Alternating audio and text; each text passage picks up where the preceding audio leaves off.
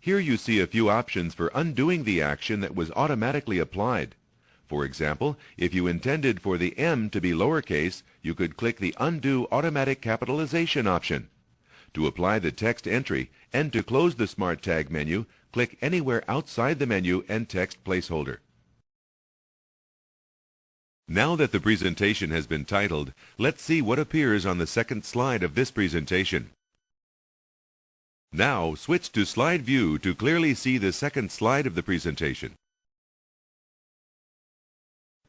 PowerPoint calls text that appears in a presentation a text object. A text object can be one word or an entire paragraph. Here on Slide 2 is an agenda of the topics that will be covered in this presentation. The title, Market Summary, is one text object, while the rest of the bullet points are another text object. Let's see the groupings by clicking on the text.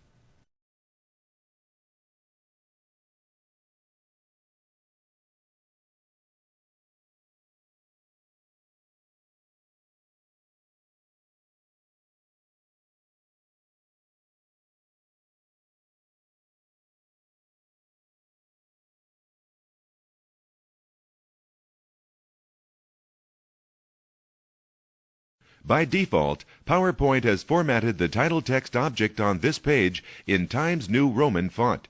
Making text formatting changes in PowerPoint is as easy as a right-click. Right-clicking a text object opens a menu of. This menu lists several ways that you can format the selected text object.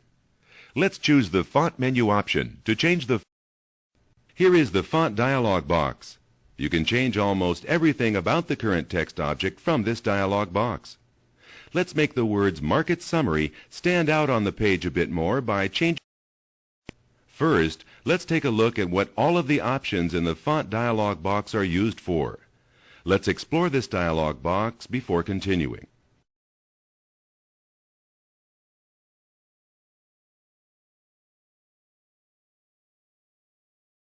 As you can see, all the fonts that are available on your computer are listed in the font box. If you know the name of the font that you would like to use, just type its first letter to jump quickly to the font listings that begin with that letter. Let's go to the top of the font list by typing the letter A to choose the Arial font. Typing the letter A quickly moves you to the top of the font list where the font names begin with A. Let's use the font called Arial. Good! Your new font selection is displayed in the font box. Next, make the title text object bold by selecting Bold in the Font Style box. Drop shadows give your text a 3D effect. Adding a drop shadow can be done by clicking the Shadow checkbox. Let's try this now. The changes that you make in the font dialog box will automatically take effect when you click the OK button.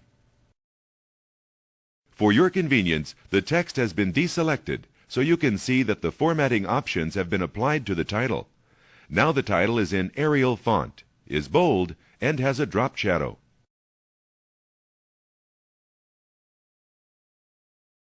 Bullet points can be used in presentations to quickly convey an idea to an audience. Because bullets are so frequently used, PowerPoint is very flexible about letting you choose different bullet styles. Let's move to the next slide in this presentation by pressing the Page Down key.